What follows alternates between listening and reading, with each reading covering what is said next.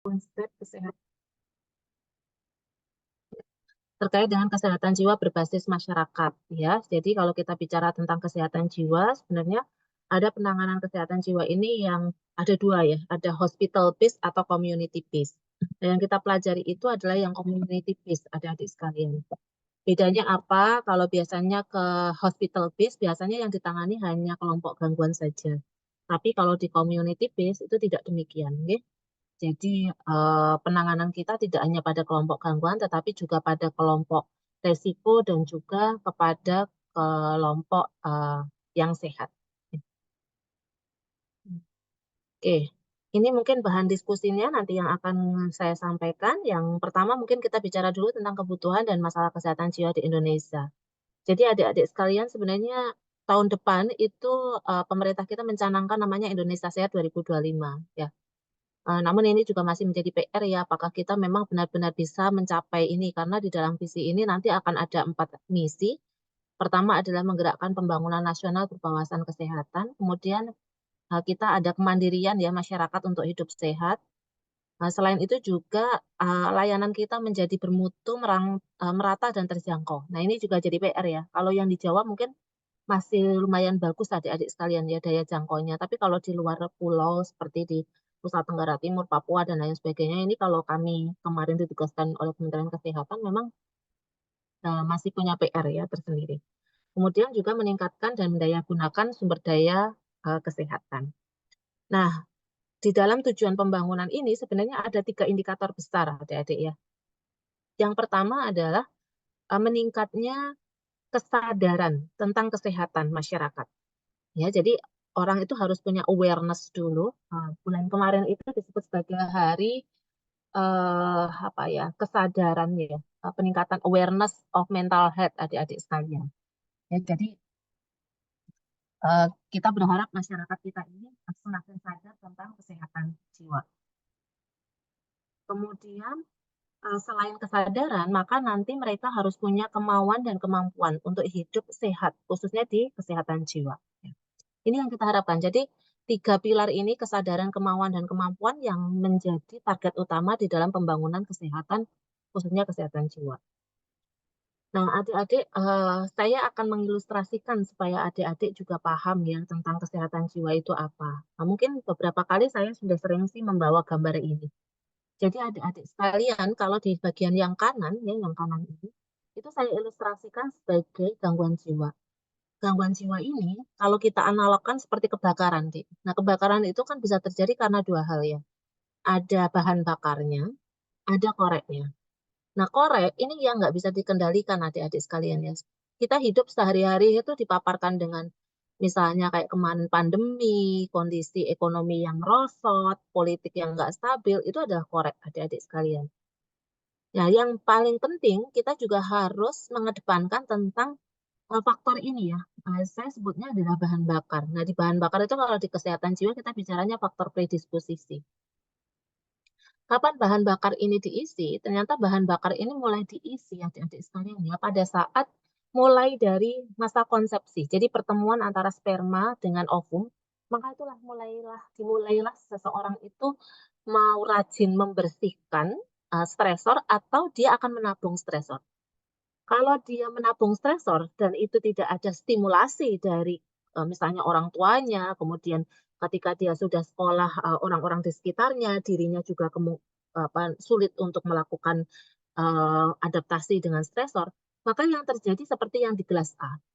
Jadi bahan bakarnya jadi banyak adik-adik sekalian. Apa akibatnya? Kalau bahan bakarnya banyak, makanya ketika ada api ya, ada korek api, ada stresor, ada presipitasi, maka ini akan gampang tersulut. Dan biasanya karena bahan bakarnya itu banyak, maka nanti gangguan jiwanya menjadi berat, adik-adik. Eh, Beda dengan mereka yang mungkin selama masa konsepsi ya, di janinnya, kelahirannya, itu ada stimulasi yang baik dari orang tua, dari orang sekitarnya, maka kemungkinan besar dia akan mengisi bahan bakarnya itu kecil, adik-adik sekalian. Sehingga ketika ada korek mungkin terbakar, tetapi terbakarnya akan mudah dipadamkan. Saya analogkan kalau yang B ini adalah orang yang ketika dia mendapatkan stresor, dia akan kemudian berusaha untuk segera beradaptasi dengan perubahan yang terjadi. Itu yang diilustrasikan dari gambar ini. Sehingga sekarang ini adik-adik sekalian, tujuan dari pembangunan kesehatan jiwa kita adalah jangan sampai setiap individu itu ngumpulin stresor ini. Sehingga nanti begitu ada korek, dia gampang depresi, bahkan mungkin mengalami gangguan jiwa berat. Nah, kita tahu ya, ini hanya ilustrasi saja, adik-adik. Pada saat pandemi, kita dihadapkan oleh banyak kejadian. Trauma, depresi, ansietas, kita susah tidur, ya, itu terjadi di mana-mana. Kondisi lockdown yang mengharuskan kita tidak bisa berinteraksi dengan orang lain, membuat kita juga merasa kesepian dan bahkan terjadi penurunan kemampuan untuk berinteraksi dengan orang lain. Kita baperan, adik-adik sekalian. Ya. Yang berikutnya adalah kejadian suicide. Yang ini adik-adik sekalian perlu kami sampaikan, kebetulan Bu Eni ditunjuk menjadi Pokja Keswa di Kementerian Kesehatan. Kami sekarang sedang menyelesaikan namanya RPMK, rancangan peraturan pemerintah adik-adik sekalian. Di mana suicide ini akan keluar menjadi pasal sendiri, karena kami melihat bahwa ini masalahnya nggak bisa dibuat main-main lagi. Jadi penanganannya harus disupport dengan kebijakan yang jelas. Kemudian adiksi. Adiksi ini bisa macam-macam, bisa drug abuse, sexual relationship, ya. Jadi ada orang-orang itu yang kecanduannya terkait dengan aktivitas seksual, ada juga yang kecanduannya karena gadget, adik-adik sekalian. Nah, ini semuanya kita temukan di masyarakat.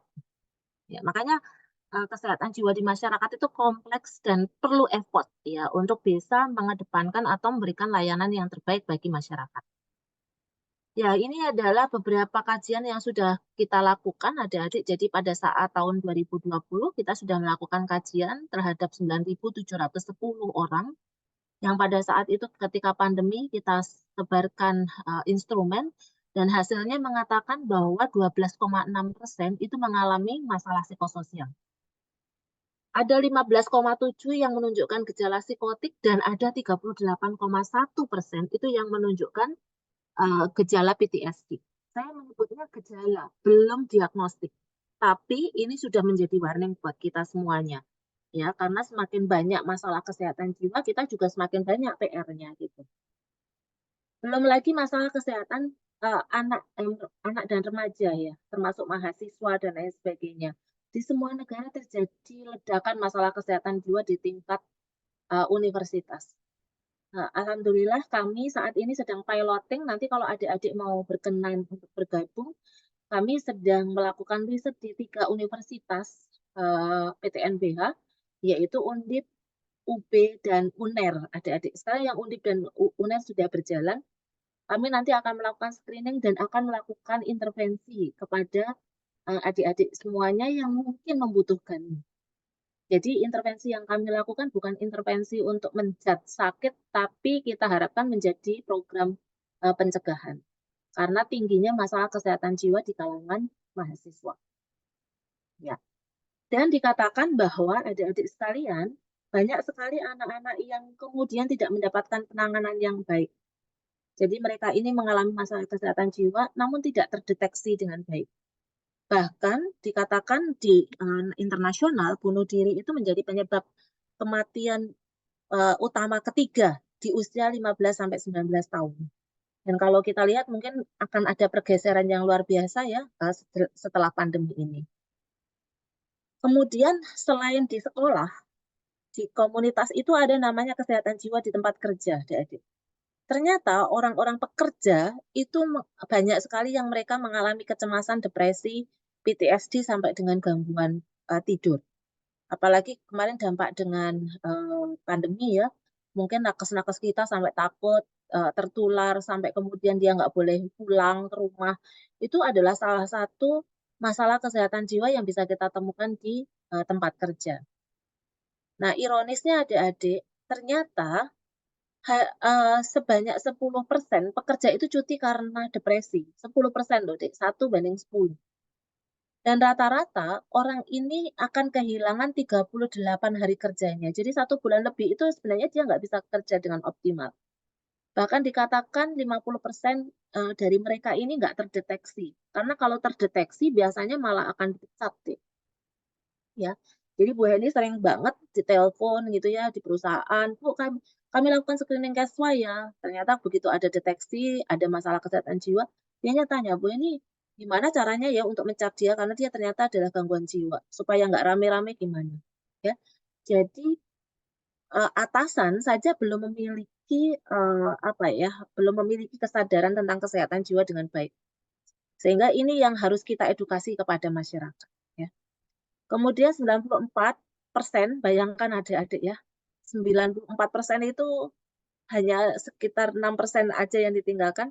Keputusan yang diambil di tempat kerja itu terjadi karena kurangnya konsentrasi. Makanya, eee, kualitas hasil kerjanya juga tidak baik, gitu, ya. Bahkan 43% dikatakan dari level pimpinan menginginkan ada kebijakan yang mendukung terkait dengan penanganan masalah kesehatan jiwa. Ini kalau di tempat kerja. Sehingga kita bisa melihat adik-adik, nanti di masyarakat kalau adik-adik, praktek ya, praktek di komunitas nanti di, kesehatan jiwa komunitas, itu kita akan melihat kelompok ini yang disebut dengan sehat jiwa. Jadi kalau kita bicara tentang sehat itu kan harus paripurna ya, Dek, ya. Badannya sehat, mentalnya sehat, sosialnya sehat. Kita sudah pernah saya sengaja menuliskan ini, kita sudah pernah punya Undang-Undang Keswa nomor 18 tahun 2014. Tapi undang-undang ini menjadi hilang adik-adik dengan keluarnya Undang-Undang, nomor 17 tahun 2023. Sebenarnya di dalam undang-undang ini adalah perjalanan panjang, kami sangat, bahagia ketika ada undang-undang ini. Kenapa? Karena pasal per pasalnya benar-benar kita butuhkan. Makanya kami sedang berjuang agar pasal per pasal ini akan bisa kami masukkan di RUU dan RPMK. Jadi mohon doanya adik-adik kita sedang berjuang agar nanti, kesehatan jiwa juga punya, apa ya, aturan yang memang, mengikat nanti masyarakatnya. Nah, kondisi masyarakat kita itu dikelompokkan menjadi 3. Mereka yang kelompok sehat jiwa, mereka yang kelompok resiko, mereka yang kelompok gangguan jiwa. Orang yang sehat jiwa itu gimana? Minimal dia punya 4 ciri ini. Satu, dia tahu potensinya. 2, dia bisa mengatasi stres dalam kehidupan sehari-hari. Dia tetap bisa bekerja dan produktif, kalau jadi mahasiswa masih tetap bisa produktif untuk mengerjakan tugas, bahagia dengan ujian, melihat itu sebagai proses yang memang harus dikerjakan sebagai seorang mahasiswa, dan berguna bagi orang lain. Nah, bagaimana dengan yang resiko? Yang resiko ini adalah orang-orang yang memiliki masalah fisik, mental, sosial, pertumbuhan, dan perkembangan. Mungkin lebih detailnya di slide ini adik-adik. Jadi mereka yang resiko itu, adalah mereka yang punya sakit fisik. Sakit fisik apapun, itu punya resiko masalah kesehatan jiwa. Ibu hamil, melahirkan, nifas, dan menyusui punya resiko. Mereka yang punya masalah sosial seperti PHK, kemiskinan, putus sekolah, dibully ya, atau mungkin perpisahan, warganya meninggal, KDRT, ada kekerasan pada anak, perceraian, perselingkuhan, atau konflik dalam, bentuk warisan, ini sering banget kita temukan di masyarakat. Jadi adik-adik nanti harus banyak mengeksplor fenomena masalah yang ada di masyarakat. Kalau adik-adik ingin bahwa adik-adik dengan jenjang pendidikannya tinggi, harusnya adik-adik semakin tahu masalah yang terjadi di masyarakat. Yang berikutnya adalah mereka yang masalah mental, suka galau, suka khawatir, setiap hari nulisnya status galau, ya. Nah, ini juga termasuk orang-orang yang berisiko mengalami masalah kesehatan jiwa. Bagaimana dengan kelompok ketiga? Kelompok ketiga itu mereka yang gangguan jiwa. Saya yakin adik-adik sudah tahu, ya. Jadi ada yang gangguan jiwa berat, contohnya diagnosis medisnya schizophrenia. Kalau yang saya sebutnya nggak ringan-ringan amat juga sih ya, depresi dan cemas itu sebenarnya nggak ringan adik-adik sekalian. Tapi entah kenapa ini dimasukkannya di dalam gangguan mental emosional. Nah, ini adalah ciri-ciri dari ODGJ, adik-adik nanti harus baca tentang apa itu diagnosis schizophrenia, cemas dan depresi secara medis, supaya nanti bisa berkolaborasi. Nah, yang ODGJ ini yang masuk di ODGJ ya mereka yang gangguan jiwa berat, contohnya yang schizophrenia, tanda-tandanya suka marah-marah, mengurung diri di kamar, nggak mengenali orang lain, bicara tertawa sendiri, atau nggak mampu merawat diri. Kadang-kadang punya keyakinan yang sulit untuk dikatakan. Kalau yang ringan, cemas dan depresi, biasanya dia akan ada rasa khawatir, tidak mau makan, tidak mau tidur. Kalau yang depresi biasanya sedih berkepanjangan, nggak semangat, ya, kemampuan sehari-harinya akan menurun, motivasinya untuk melakukan kegiatan juga menurun. Dan ada satu lagi, ternyata kecanduan gadget sudah masuk di gangguan jiwa adik-adik. Nanti adik-adik buka di WHO ya, tahun 2020, 2000, sorry, 2018 sampai 2020, kecanduan gadget sudah 2018 kecanduan gadget sudah masuk menjadi gangguan jiwa, ya. Sehingga nanti di masyarakat deh, ya, di komunitas kita akan nemu nih kelompok yang mereka sehat jiwa, kelompok yang resiko, kelompok yang gangguan dan pasif. Nah, adik-adik saya hanya akan menstimulus adik-adik nanti literasinya adik-adik. Dikatakan adik-adik sekalian, pasca bencana itu biasanya masalah kesehatan jiwa akan naik 2 kali lipat. Ya, naik 2 kali lipat. Sehingga kita semuanya berharap wilayah-wilayah yang memang punya resiko bencana harusnya mereka kesadaran tentang kesehatan jiwanya harusnya ditingkatkan. Gitu adik-adik. Karena kenapa? Karena nanti masalah kesehatannya bisa naik 2 kali lipat setiap kali ada terjadi bencana. Nanti adik-adik bisa lihat ya, Indonesia punya namanya Riskesdas, Dek. Riskesdas tahun 2007. Di dalam Riskesdas itu hanya ada prevalensi untuk gangguan mental emosional dan gangguan jiwa berat. Itu angkanya ada 11,6 dan 0,46%. Kemudian 2013 itu sama GME, ODGJ berat dan pasung Dek, di 2013. Nanti di 2018 itu akan tambah depresi. Satu lagi tambahannya depresi. Tahun 2018 berarti ditambah 2023, ya 2023 kita punya namanya bukan Riskesdas lagi, Dek, namanya SKI. Nanti download ya. Jadi Riskesdas 2007, Riskesdas 2013, Riskesdas 2018, dan SKI 2000. Namanya nggak Riskesdas lagi yang tahun 2023, yaitu SKI, Survei Kesehatan Indonesia. Nanti dilihat nih. Di tahun 2013 sih Jawa Timur nggak jadi top 3 ya. Tapi sebenarnya dia nomor 4 deh. Ya. Karena angkanya 0,22% gitu. Ya. Nah, ini gambarannya adik-adik ya. Jadi di dalam Riskesdas nanti adik-adik secara detail bisa baca di riset kesehatan dasar. Ini biasanya akan dicari ya. Riset kesehatan dasar itu kalau misalnya mau skripsi biasanya adik-adik akan membaca ini. Ya. Kemudian di tahun ini yang gambarannya tadi di 2013, ini yang 2018 yang tadi saya sampaikan ada tambahan depresi ya. Jadi GME, depresi, skizofrenia, pasungnya dipecah jadi 2, pernah pasung dan sedang pasung. Nah, nanti target kita apa? Target kita di komunitas itu merawat mereka yang sehat supaya tetap sehat, yang resiko jangan sampai gangguan, yang gangguan bisa mandiri dan produktif. Pendekatan kita adalah pendekatan ini ya, siklus panjang hidup. Jadi mau yang sehat, mau yang sakit, semuanya pendekatannya harus dilakukan dengan siklus hidup. Siklus hidup gimana? Jadi tata laksana kita berikan mulai dari ibu hamil sampai dengan lansia. Ya. Ini beberapa kebijakan nanti dibaca, kebijakan-kebijakan ini kalau perlu di-download, dibaca, adik-adik yang seorang intelektual pasti harusnya tertarik ya untuk terkait dengan kebijakan-kebijakan ini supaya nanti bisa berperan di dalam pembangunan kesehatan. Ya, ini kebijakan hanya saya cantumkan saja, nanti isinya tolong dibaca di masing-masing adik-adik.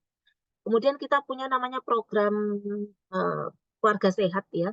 Nah, itu salah satu indikatornya adalah anggota keluarga ya, memiliki akses pelayanan kesehatan jiwa. Jadi kesehatan jiwa sudah masuk di sana.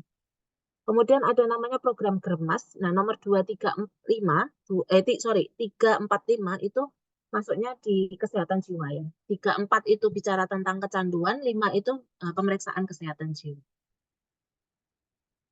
Nah, ini hanya beberapa, nanti silakan dibaca, diunduh ya, Undang-Undang nomor 18 tahun 2014, meskipun sekarang ini tidak berlaku. Tapi pasal-pasalnya tetap harus kita pelajari agar kita tetap nggak kehilangan, kita cantumkan di aturan yang baru nanti, adik-adik ya.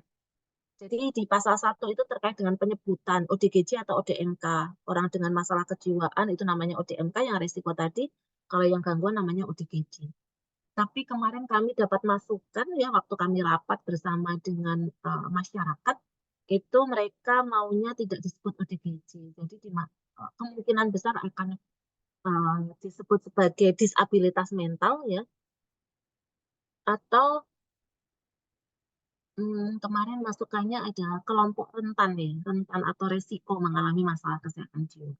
Ya, jadi ini masih juga penamaan seperti itu tuh perlu kami pikirkan karena justru akan menimbulkan stigma. Jadi di pasal 2 itu bicaranya tentang asas upaya pelayanan kesehatan yang sinkron dengan asas praktek keperawatan. Jadi kalau ada dibaca sebenarnya asas praktek keperawatan itu ada digunakan di dalam pasal 2 ini. Kemudian di pasal 4 itu bicara tentang upaya pelayanan. Jadi upaya pelayanan kita ada namanya promotif, preventif, kuratif, dan rehabilitatif.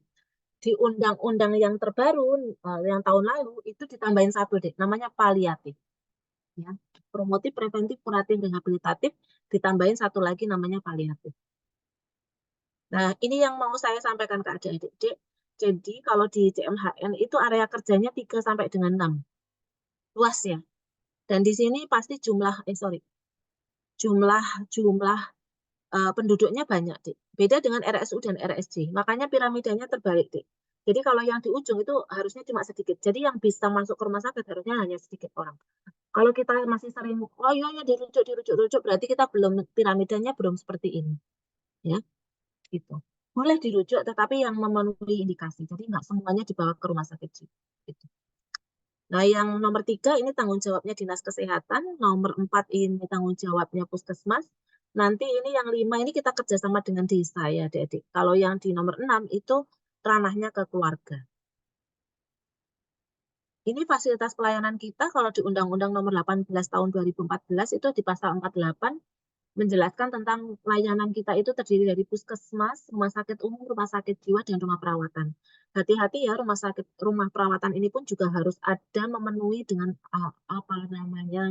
sarana prasarana yang memang sudah diwajibkan oleh pemerintah. Karena saat ini Bu Heni sedang terlibat untuk menyelesaikan problem karena banyak sekali masyarakat kita itu yang merawat ODGJ tapi kemudian dibuat di YouTube gitu ya, followernya biar banyak gitu, dibuat untuk konten-konten terkait dengan kesehatan jiwa. Jadi kami sangat prihatin ya karena memanfaatkan isu-isu ini untuk kepentingan pribadi.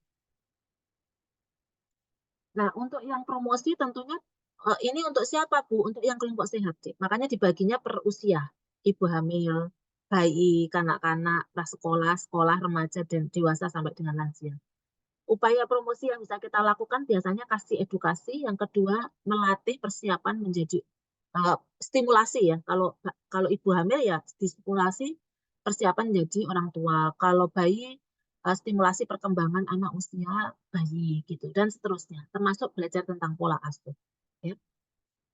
Kemudian ini targetnya di semuanya ya, Dek ya. Keluarga, lembaga pendidikan. Kalau Bu Heni yang agak susah dan sampai sekarang belum clear itu di rumah tahanan ya. Ini yang 2 terakhir ya, lembaga pemasyarakatan dan rumah tahanan ini lumayan effortnya lumayan berat ya, Dik ya. Karena memang apa ya saya bilangnya mungkin belum mereka merasa bahwa kita menjadi ancaman, takut ada yang disebarluaskan dan lain sebagainya. Nah, kemudian bagaimana dengan kelompok yang resiko? Kelompok yang resiko ini tadi kan ada yang sakit fisik, ada yang masalah sosial gitu ya, dikelompokkan. Kemudian mereka diajarkan tentang upaya pencegahan dengan manajemen stres, adik-adik sekalian. Jadi mereka diajarin gimana sih kalau ada konflik, cara menyelesaikannya seperti apa gitu ya, perlu dukungannya dari mana gitu ya. Kemudian yang berikutnya, ya ini upayanya yang bisa tujuannya ya kalau tujuannya preventif ya tadi ya mencegah jangan sampai ada gangguan ke arah gangguan, mencegah supaya nggak kambuh itu juga termasuk preventif adik-adik sekalian. Nah, yang kelompok yang terakhir biasanya yang ODGJ. Nah, ODGJ ini adik-adik sekalian sebenarnya bisa dirawat, bisa kita temukan di masyarakat ataupun di RSU ataupun di RSJ, adik-adik sekalian. Jadi ODGJ itu kalau kita menemukan tidak hanya di rumah sakit jiwa saja, tapi juga bisa kita temukan di masyarakat. Nah, upaya yang berikutnya rehabilitasi. Nah, rehabilitasi ini kan mengembalikan ya. Jadi kalau mereka sudah dapat perawatan, nanti kita harapkan mereka bisa pulih, bisa beraktivitas di masyarakat, punya fungsi sosial, punya fungsi okupasional dan lain sebagainya, sehingga nanti mereka memiliki tingkat kemandirian yang baik. Nah, targetnya perawat apa, Dek? Targetnya perawat itu yang pertama dia harus eh, apa namanya, si pasien itu harus mampu mengenali tanda dan gejala, pasien itu harus bisa melakukan perawatan diri, pasien itu harus bisa bersosialisasi, pasien itu harus bisa beraktivitas sehari-hari, misalnya kayak mencuci baju, mencuci piring, itu kan aktivitas sehari-hari. Dan yang kelima adalah kemampuan bekerja. Ada rumusnya ya, adik-adik ya. Jadi kalau pasien itu punya 5 kemampuan, disebutnya adalah dia eh apa namanya, kalau bisa semua, produktif. Tapi kalau 1 sampai dengan 4 yang dia miliki, 1, 2, 3, 4 dia miliki, 5 enggak, maka disebut mandiri. Kalau dia hanya punya 2 kemampuan, 1 dan 2 saja, biasanya dia disebut partial care. Kalau dia nggak punya kemampuan sama sekali, namanya total care. Ya, jadi adik-adik nanti bisa uh, apa namanya ngecek pasien kita tingkat kemandiriannya di mana. Ini rumusnya ya. Jadi tadi yang saya sampaikan rumusnya di sini. Nah, apa itu pelayanan kesehatan jiwa berbasis masyarakat? Sebenarnya adik-adik ya, kita mengenal namanya CMHN. CMHN itu Community Mental Health Nursing atau Manajemen Pelayanan CMHN. CMHN ini punya 4 pilar. Yang pertama manajemen pelayanan keperawatan, yang kedua pemberdayaan kader, yang ketiga kemitraan lintas sektor, lintas program, dan yang terakhir manajemen kesehatan jiwa, manajemen asuhan keperawatan jiwa ya. Jadi manajemen kasusnya. Kita coba cek satu-satu nih, karena ini memang cukup banyak adik-adik ya. Jadi kalau yang pilar 1, itu isinya ada 4, tapi 4 itu pun nanti ada sub-subnya lagi. Ya. Kita bicara dulu di pilar 1, ya perencanaan aja. Perencanaan itu kita bicaranya tentang apa, bagaimana, dan di mana dilakukannya kegiatan.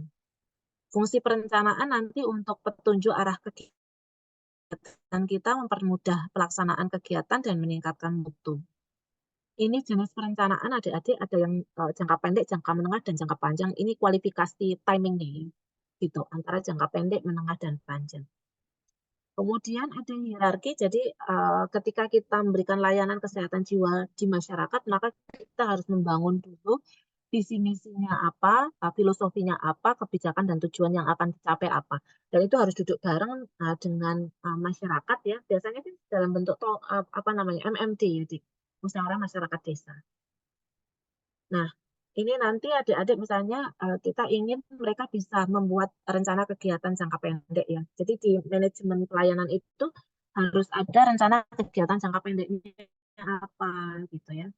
Misalnya rencana bulanannya ngapain, rencana tahunannya gimana. Nah, ini yang melakukan siapa? Harusnya di tingkat kabupaten kota itu harusnya ada perawat supervisor. Tapi kadang-kadang pemegang program di dinas kesehatan itu tidak selalu perawat ya, kadang-kadang dari FKM, kadang-kadang dari psikolog, ya dan lain sebagainya.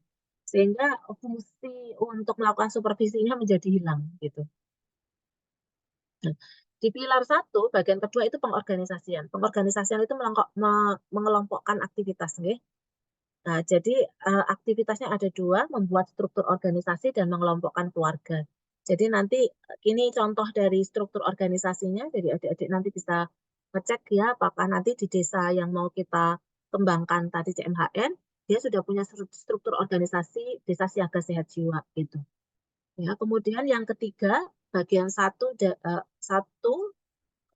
pilar 1 sub 3 itu adalah pengarahan. Nah, pengarahan itu cukup banyak ya, kegiatan iklim motivasi ya, pengembangan iklim motivasi, kemudian bagaimana melatih manajemen waktu, ya, jadi harus ada rencana-rencananya, kegiatannya harus jelas. Kemudian ada pendelegasian, jadi kalau misalnya perawat tidak mampu memegang pasien semuanya, maka dia bisa mendelegasikan misalnya kunjungan rumah pada pasien yang total care, yang mandiri sama produktif bisa saja didelegasikan kepada kader.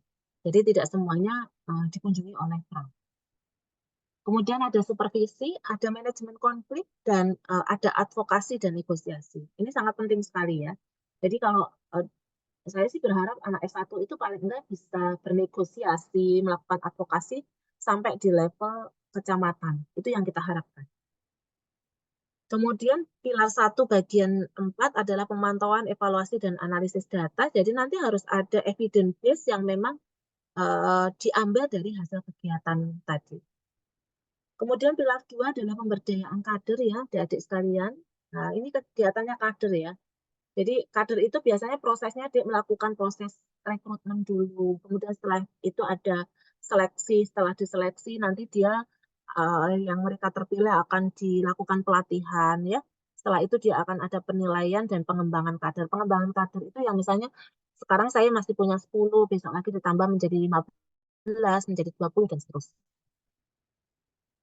Nah, ini langkah-langkah pembentukan di SSC, jadi harus milih dulu desanya, kemudian sosialisasi ke desa, jadi adik-adik nanti akan presentasi tentunya, kemudian ada pemilihan calon KKJ oleh Kades, kemudian ada pelatihannya, pelaksanaannya, dan mulai. Itu yang akan dikerjakan.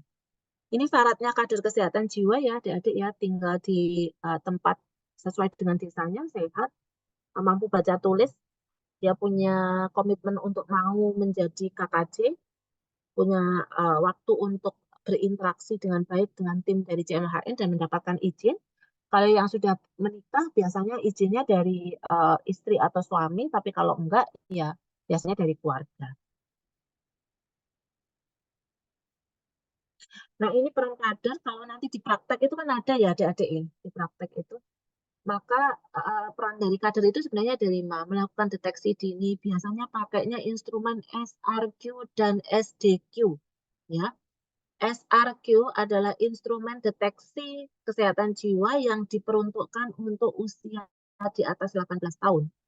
SDQ itu digunakan untuk usia 4 sampai dengan 17 tahun. Ya, adik-adik. Dan yang SDQ itu akan terbagi menjadi 2. Ada yang 4 sampai dengan, sebentar saya agak lupa ya, 4 sampai dengan 10 kalau nggak salah ya adik-adik sekalian. Nanti saya cek kembali ya. Itu kalau yang usia usia dini itu biasanya yang isi harusnya adalah keluarganya, tapi kalau dia sudah yang besar ya, yang SDQ yang besar instrumennya itu, maka dia yang isi anaknya sendiri ya. Nah, setelah dideteksi kan kita tahu nih dikelompokkan berapa yang sehat, resiko, dan gangguan. Setelah itu nanti adik-adik masing-masing kelompok itu direncanakan misalnya mau penyuluhannya kapan gitu ya. Nah, nanti pada saat penyuluhan itu diharapkan eh, kader itu menggerakkan keluarga untuk ikut penyuluhan. Makanya di situ ada keluarga sehat ikut penyuluhan. Jadi kader menggerakkan keluarga sehat ikut penyuluhan. Kader menggerakkan keluarga resiko ikut penyuluhan. Kalau yang pasiennya biasanya ikut terapi aktivitas kelompok. Kemudian kader juga akan melakukan kunjungan rumah, rujukan, dan dokumentasi. Oke. Kemudian pilar ketiga dari CMHN itu kemitraan lintas sektor ya adik-adik ya. Jadi lintas sektor dan lintas program. Makanya adik-adik ini harus belajar berkomunikasi ya, supaya komunikasinya luwes, advokasinya seperti apa. Jadi kalau kita datang ya adik ya, kepada pengambil kebijakan itu kita nggak bisa langsung, ya saya dulu soalnya dapat pelajarannya kayak gini nih, gitu. Nggak bisa gitu. Jadi kita harus lebih humanis ya, misalnya di masyarakat ini biasanya apa sih, bagaimana kepercayaannya, bagaimana kemudian kita bersama-sama merubah, ada usulan atau tidak. Jadi itu adalah cara kita advokasi. Advokasi itu ada 2, lintas sektor dan lintas program. Kalau lintas program itu misalnya gini, adik-adik, kita melibatkan programmer selain kesehatan jiwa. Misalnya saya melibatkan programmer TB, karena di dalam TB ternyata banyak juga loh yang mereka itu sampai depresi, misalnya gitu. Ya nggak apa-apa, itu namanya kerjasama lintas program. Jadi nanti ada deteksi pada kelompok yang TB tadi. Kalau yang lintas sektor berarti sektor ya, jadi misalnya dinas kesehatan dengan dinas sosial, dengan TNI, dengan kepolisian dan lain sebagainya. Itu namanya lintas sektor. Ya. Ya, ini kemitraannya, ini gambarnya saja. Nah, yang terakhir adalah manajemen kasus. Manajemen kasus itu adik-adik pasti sudah belajar ya, kita biasanya merawat itu ada yang sehat, resiko, gangguan. Ya, yang sehat fokus kita adalah meningkatkan apa namanya kemampuannya dan juga mengembangkan faktor protektif dan mengurangi faktor resiko. Itu yang kita lakukan untuk yang kelompok sehat. Kalau kelompok yang resiko biasanya kita akan menurunkan intensitasnya. Kalau yang gangguan itu biasanya kita akan buat mereka pulih dan bisa berdaya di masyarakat. Nah ini ya, yang sehat ini sesuai dengan kurikulum. Jadi adik-adik biasanya di awal itu kan dijelaskan, kamu adik-adik harus mampu merawat 8 diagnosa sehat. Yang resiko 5, yang gangguan misalnya ada 7 gitu. Nah ini kalau di masyarakat ya ini kalau di masyarakat. Jadi kalau di masyarakat itu kita ini fungsinya tim ya, nggak ada itu nakes lebih pintar daripada masyarakat, nggak ada. Jadi kita itu tim, saling berbagi, ya. Timnya nanti siapa? Sementara ini di puskesmas itu yang jelas ada pasti dokter, perawat, dan bidan. Jadi bidan pun juga kita libatkan. Kemudian ada tokoh masyarakat dan tokoh agama, ada kader dan keluarga. Ini kita jadikan menjadi satu tim bersama.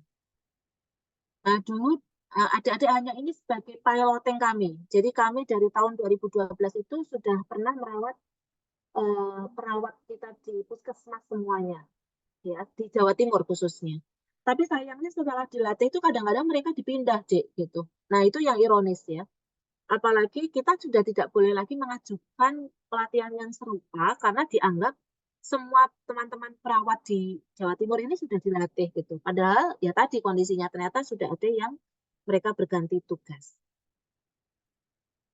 Kita pemberdayaan untuk ke masyarakat, jadi nanti ada melibatkan mulai dari Pak RT ya, dari Pak RW, Pak Desa, Camat, dan sampai dengan Gubernur.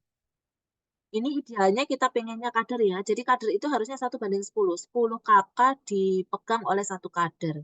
Tapi kayaknya kita agak susah ya, idealnya 1:10. Dulu kita pakai ilmunya, apa itu namanya, Desa Wisma. Desa Wisma itu kan isinya 10 kakak gitu ya, gitu. Ya, biasanya idealnya 1:10, tapi kadang-kadang ya kalau memang nggak pernah apa susah ya cari kadernya, kita biasanya ya 1:20. Nah, ini adalah petanya ya. Jadi kalau di puskesmas karena jumlah SDM dokter juga terbatas, biasanya dia akan ada di puskesmas, kemudian di RW nanti teman-teman perawat perkesmas, kalau di RT nanti KKJ. Jadi nanti kita memang berjenjang. Nah, itu yang tadi saya sampaikan ya, konsepnya desa wisma. Sebenarnya ini, tapi beberapa kabupaten kota itu ada yang masih jalan, ada yang sudah hilang ya desa wismanya. Gitu. Nah, ini kalau kita kunjungan rumah, itu harusnya sekarang semuanya dilayani. Panjenengan sudah datang nih, apa ya, adik-adik sudah datang nih ya ke masyarakat gitu, ke keluarga gitu. Ternyata ada yang memang mengalami masalah kesehatan jiwa, tapi ternyata juga ada ibu hamil. Maka adik-adik harus mengidentifikasi semuanya. Gitu, ya. Ini rangkumannya. Nah, ini deteksi dini yang biasanya dilakukan oleh kader ya, adik-adik. Jadi biasanya dia akan melakukan deteksi tentang indikator keluarga sehat. Jadi kepala keluarganya atau siapa nanti akan ditanya, jawabannya hanya iya, tidak sesuai dengan pertanyaannya. Kemudian nanti dia juga akan ditanya satu rumah itu berapa orang gitu ya. Nanti ditulis termasuk kepala keluarganya, namanya siapa, istrinya siapa, anaknya siapa, semuanya ditulis. Ya. Nah, untuk menentukan dia kondisinya sehat, resiko atau gangguan ya tadi ya, pakai yang mohon maaf, pakai yang tadi Dek, ilmunya yang misalnya kalau dia TBC kan dia sakit fisik ya, berarti dia masuknya di resiko. Kalau dia misalnya ketawa-ketawa sendiri dia masuknya di gangguan gitu. Selain deteksi ini, kita juga menggunakan yang tadi saya sebutkan ya, SRQ ya, Dek ya. Ini yang SRQ untuk usia 18 tahun ke atas, biasanya jawabannya hanya iya dan tidak. Ya, kemudian ada namanya SDQ ya. Nah, ya, SDQ itu harusnya 4 sampai dengan 18 ya. Ini instrumennya untuk usia 11 sampai 18 sih. Nah, yang isi siapa? Biasanya yang isi remaja itu. Beda dengan yang usianya 4 sampai dengan 11. Biasanya yang isi adalah keluarganya. Oke. Oke. Nanti kalau sudah kita catat semuanya, rekapitulasi. Jadi nanti kita dapat nih berapa yang sehat, berapa yang resiko, dan berapa yang ganggu. Ya. Nah, nanti kalau kita sudah menetapkan tingkat kemandirian, itu akan mempengaruhi tipe kunjungan, Dek. Jadi, misalnya pasien kita total care biasanya akan dikunjungi 1 kali, dan yang melakukan biasanya adalah perawat. Pokoknya kalau sampai parsial itu masih perawat ya. Cuma kalau yang parsial itu biasanya perawat bersama dengan kader. Tapi kalau sudah mandiri dan produktif, biasanya perawatnya nggak perlu lagi nemenin, yang melakukan kunjungan biasanya kader. Ya, karena kita di masyarakat, kadang-kadang tata laksana kita ini nggak bisa diselesaikan dengan tata laksana di puskesmas. Maka, kapan itu dirujuk ke RSU? Dirujuk ke RSU jika ada pasien yang dia gangguan jiwa plus ada masalah fisik. Misalnya orang dengan gangguan jiwa plus TBC, orang yang gangguan jiwa plus stroke, orang yang gangguan jiwa plus diabetes. Maka kalau dia kambuh sebaiknya dirujuknya ke mana? Ke RSU. Beda dengan mereka yang tidak ada masalah fisik, maka dia biasanya akan dirujuk ke RSJ dengan syarat dia membahayakan diri dan orang lain. Maka dia bisa dirujuk ke RSJ. Jadi kadang-kadang teman-teman RSJ juga nggak mau, jadi ditolak sudah dibawa ke sana karena tidak sesuai dengan indikasi ini. Nah, ini kerjasama lintas sektor kita. Jadi adik-adik nanti kalau di masyarakat kita harus ini ya banyak banyak bertanya, banyak beradvokasi, belajar untuk komunikasi gitu. Ini yang contoh saja. Ini apa namanya berbagi pengalaman ya adik-adik ya. Jadi kami itu kalau kalau Bu Eni dulu waktu spesialis itu saya angkatan kedua. Angkatan pertama itu targetnya dia harus mampu mengadvokasi pada level gubernur gitu. Kemudian kalau di yang angkatan 2 itu kita harus sampai ke advokasi di level nasional. Salah satunya misalnya dengan kementerian. Jadi kita memang termotivasi untuk belajar ya bagaimana sih melakukan advokasi dengan para pimpinan-pimpinan di negara kita. Nah ini perannya, berbagi peran ya Dek ya. Jadi kami pernah berbagi dari institusi pendidikan, ini contoh aja. Jadi institusi pendidikan kesehatan, entah dokter, perawat, atau apapun itu kami hitung. Kemudian kita berbagi tugas ya. Jadi teman-teman yang ada di pendidikan nanti berbagi tugas untuk mendampingi. Meskipun ini agak sulit ya, karena kadang-kadang ya kemampuan dari SDM-nya memang belum merata ya adik-adik. Kemudian ini yang tugasnya di pendidikan. Jadi kalau di pendidikan itu termasuk adik-adik ini tugasnya ya melakukan deteksi, melatih kader, merawat atau melakukan asuhan keperawatan, memberikan penkes, kunjungan rumah, rehabilitasi, dan rujukan. Ini dulu kakak kelas saudara di tahun 2000, saya agak lupa ya, 2011 ketika saya megang di kelas Kediri, kami punya ekstrakurikuler adik-adik sekalian ya. Jadi mereka ini kalau biasanya Sabtu Minggu ikut dengan gue ini untuk lepas pasung atau apa gitu. Nah, itu menjadi keseruan tersendiri buat mereka. Nah, ini dinas sosial, dia tugasnya berkoordinasi, melakukan rehabilitasi, ya. Kemudian melakukan deteksi, dan biasanya akan membantu urusan pembiayaan. Kemudian untuk TNI dan Satpol PP, biasanya kita libatkan di dalam deteksi dan penanganan. Kalau ada gaduh gelisah, biasanya udah itu. Babinsa, Babin Kamtib, itu pasti akan kita libat. Ini PKK, kalau PKK ini lebih kepada penajaman peran dari kader, jadi nanti dia bisa melakukan pendampingan dan pelatihan kader kesehatan jiwa. Kalau Bapeda urusannya uang, Dik. Jadi kalau Bu ini sudah pergi ke Bapeda, urusannya adalah meminta uang gitu ya. Untuk apa? Peningkatan SDM, pemenuhan terkait dengan sarana prasarana itu yang kita harapkan dari advokasi. Kalau Dinas Kesehatan dan Puskesmas saya yakin sudah tahu ya tugas kita adalah mulai memberikan asuhan keperawatan mulai dari deteksi sampai dengan intervensi. Kemudian Dinas Tenaga Kerja, nah nanti kalau ada pasien-pasien yang sudah bagus, dia butuh kerja, biasanya kita kerjasama dengan Dinas Tenaga Kerja. Jadi mereka akan dilatih, kemudian dia akan disalurkan. Di Madiun itu pasien kami, ya adik-adik sekalian, itu dilatih di balai kerja gitu, dan setelah itu dia bekerja sebagai cleaning service di sebuah rumah sakit.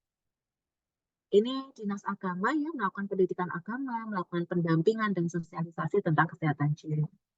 Kalau di Dinas Pendidikan dan Kebudayaan ini yang sedang kita upayakan ya teman-teman sekalian.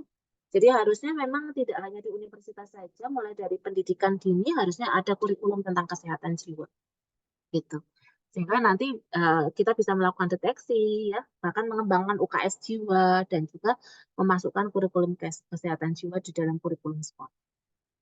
Ini kalau yang perusahaan ya, jadi mereka ini biasanya akan bantu, biasanya pajak gitu ya. Kayak contoh di mana ini Kediri ya, Kediri itu kan ada gudang garam ya. Nah pajaknya kan besar tadi. Nah biasanya pajak dari rokok itu kita gunakan untuk misalnya melatih tenaga kesehatan, menyiapkan sarana prasarana itu yang biasanya kita lakukan. Ini pemerintah daerah termasuk pemerintah desa nggih, untuk pemberdayaan masyarakat misalnya ada pembiayaan perawatan ODGJ, posyandu kesehatan jiwa ya, itu bisa kita. Nah, ini timnya ya yang bisa kita lakukan. Ini saya sedikit lesson learn saja terkait dengan pemasungan nggih. Jadi adik-adik sekalian kalau ada pasung sebenarnya kita punya alur. Ini yang pernah kami teliti selama kurang lebih 5 tahun ya. Jadi eh, cara melepas ya, ini adik-adik bisa fokusnya di sini. Jadi kalau kita sudah menyiapkan SDM dengan pelatihan, kita lakukan deteksi dini, di mapping. Setelah itu inti dari pelepasannya di sini, Dek. Jadi gini, orang yang punya mereka yang mengalami pasung itu nggak harus semuanya dirujuk. Jadi kita screening dulu dia harus dirujuk atau tidak. Biasanya kalau ditangani di masyarakat ya, ya itu tadi ya, biasanya kita keluyuran datang ke pasien gitu, kemudian nanti kita janjian sama keluarganya, keluarganya oke, pasiennya oke, kita lepas dia dalam sehari. Nanti dalam sehari itu bukan sehari sih ya, 1 jam itu biasanya dia akan dibersihkan. Kalau rambutnya gimbal kita mandikan, dipotong gitu ya, kemudian dikasih makan, nanti plus dikasih obat. Nah, biasanya yang terakhir kita sosialisasi. Nah, Bu ini juga belajarnya dari masyarakat, Dek. Ini gimana ya caranya ya? Orang-orang sekarang kan susah tuh dikasih penyuluhan kesehatan. Tapi ternyata mereka ini eh, ada pusat gosip di suatu tempat. Misalnya apa kayak warung gitu. Jadi nanti pasiennya kalau sudah didandanin bersih, biasanya akan kita bawa ke warung untuk sosialisasi. Nah, kita nggak usah edukasi, nanti orang-orang di warung itu bilang, oh si A dia ternyata nggak ngamuk lagi gitu ya adik-adik sekalian sehingga nanti mereka yang mengedukasi masyarakat sekitarnya. Nah ini jabaran dari proses ini nanti adik-adik bisa baca ya karena ini hanya tambahan yang perlu saya sampaikan kepada adik-adik seperti misalnya apa namanya kit pelepasan pasung itu semuanya kita ada. Jadi monggo nanti ini bisa dipelajari oleh adik-adik. Oke. Ada lagi yang juga inovasi yang sudah kita lakukan yaitu program pengembangan rehabilitasi dengan posyandu jiwa. Saya mohon maaf karena dulu ini memang bukunya seperti ini waktu saya riset, kemudian karena diterbitkan oleh GC, jadi hak ciptanya di EGC, sehingga mau tidak mau saya nggak bisa berbagi secara langsung bukunya dalam bentuk soft file ya adik-adik sekalian. Kenapa? Karena memang kami dikunci oleh EGC-nya. Gitu. Jadi saya mohon maaf kalau ada yang nanya, Bu boleh nggak saya pakai E-nya ya gitu. Ya itu tadi ya karena ada kondisi tertentu saya nggak bisa berbagi. Nah, posyandu jiwa itu eh, kunci kegiatannya ada 5. Yang pertama adalah pemantauan fisik, ya. Kemudian yang kedua itu nanti akan dilihat perkembangannya oleh dokter, nanti baru akan dievaluasi obatnya sudah benar atau tidak, dilanjutkan atau tidak, diberhentikan di mana, dan pemberian apakah dia diperlukan ada vitamin, apakah dia perlu ada penambah nutrisi itu di meja 2. Nanti di meja 3 itu kegiatannya perawat ya. Jadi melatih, misalnya kayak yang FPK dilatih untuk supaya nggak marah gimana. Mereka yang halusinasi dilatih supaya bisa mengontrol halusinasi. Nah, yang 4, 5 itu adalah rehabilitasi ya, Dek ya. Jadi kalau udah di yang ini coklat ini, biasanya perawatnya akan bilang, kamu sudah saya lakukan pemeriksaan, kelihatannya cara kamu dandan perlu kamu belajar deh. Kalau gitu nanti masuk ya. Jadi di 4 ini ada 4A, 4B, 4C, 4D gitu. Jadi nanti dia masuk di kelompok berdandan. Demikian juga yang 5 gitu. Dia mau belajarnya apa? Bu, saya mau belajar misalnya apa ya? Membuat tes gitu ya. Maka nanti juga akan ada tuh apa tempat untuk melakukannya. Hanya memang di puskesmas itu belum ideal ya, seperti yang kita harap. Nanti detailnya kayak gini sih, Dek, ya. Jadi ini yang apa namanya ya, meja 1 ya, sampai isinya apa kita sudah jelaskan. Kemudian ini meja 2, oke, yang tadi sudah saya jelaskan. Kemudian ada namanya eh, meja 3. Meja 3 itu oleh perawat. Ya, bentuknya seperti ini kayak konseling gitu. Nanti yang 4 seperti ini deh. 4 itu ada 4A, B, 4B, 4C, 4D gitu. Jadi cara kebersihan diri, cara dandan, cara makan, dan toilet. Jadi nggak harus dia itu di jalan 1 kali kegiatan, dia belajar semuanya. Cukup 1 saja yang urgent mana. Ya, ini yang terakhir meja kelima ya, peningkatan keterampilan. Jadi kayak gini nih. Oh, pasien saya pengen tenun gitu ya udah, kan ini ada kelompok yang mau belajar tenun gitu. Ya, jadi kita ngasih menu yang demikian. Oke, saya rasa itu adik-adik mungkin ada yang mau didiskusikan sambil saya nanti share ya. Ada beberapa dokumen tapi Mungkin nanti saya minta recordnya dimatikan dulu, karena saya akan menampilkan contoh foto ya, Dik, ya. Ya, gitu. Tapi sebelumnya kalau mau ada pertanyaan silakan.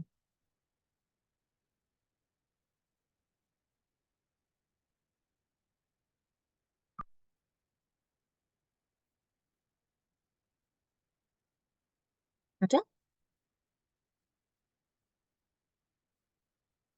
Nggak ada. Masih ada di sini kah, adik-adik? Masih, Nar. Masih. Oke. Mungkin yang record di post dulu deh, di post dulu. Saya mau nampilin tentang ya kalau di CMHN, kalau di masyarakat seperti apa gitu. Biar ada